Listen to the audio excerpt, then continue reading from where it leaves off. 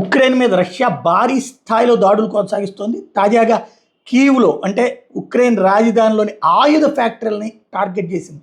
ఈ దఫా 600 డ్రోన్లతో వాటికి మందు పేలుడు సామాగ్రిని చేర్చి క్షిపణులతో డ్రోన్లతో వైమానిక దాడులకు పాల్పడింది.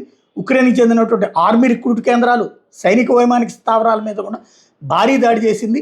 ఈ దాడుల్లో పలువురు ప్రాణాలు కూడా కోల్పోయారు. నివాస భవనాలు దెబ్బతిన్నాయి, మౌలిక సదుపాయాలు దెబ్బతిన్నాయి, యూనివర్సిటీలు నాశనమైనవి, పదుల సంఖ్యలో ప్రజలు గాయపడ్డారు. రష్యా ప్రయోగించిన 319 డ్రోన్లు, 25 క్రూయిజ్ క్షిపణుల్ని నేలకూల్చామని ఉక్రెయిన్ ఎయిర్ డిఫెన్స్ ఫోర్స్ కూడా అంగీకరించింది. కీవ్ చేపట్టిన ఎదురుదాడుల్లో మాస్కోలోని పలు భవనాలు ధ్వంసమైనాయని ప్రకటించింది. తమతో జరుగుతున్న యుద్ధంలో రష్యా వాడుతున్న 40% బాలిస్టిక్ క్షిపణులు తరంగ వ్యవస్థలు ఉత్తర కొరియా నుంచి రష్యాకు అందుతున్నాయని ఉక్రెయిన్ ఆరోపించిన తర్వాతన ఈ ఇన్సిడెంట్ జరిగింది. పుతిన్ సేనలు కొనసాగిస్తున్న యుద్ధానికి గట్టిగా బదులు చెప్తామని మరోవైపు జెలెన్స్కీ ప్రకటించాడు. యుద్ధం విషయంలో త్వరగా నిర్ణయానికి రావాల్సిన అవసరం ఉందన్నాడు. ఈ నేపథ్యంలో ఉక్రెయిన్కి తాత్కాలిక నిలిపేసిన కొన్ని ఆయుధాల సరఫరాను తిరిగి ప్రారంభిస్తున్నట్టు మరోవైపు అమెరికా ప్రకటించింది.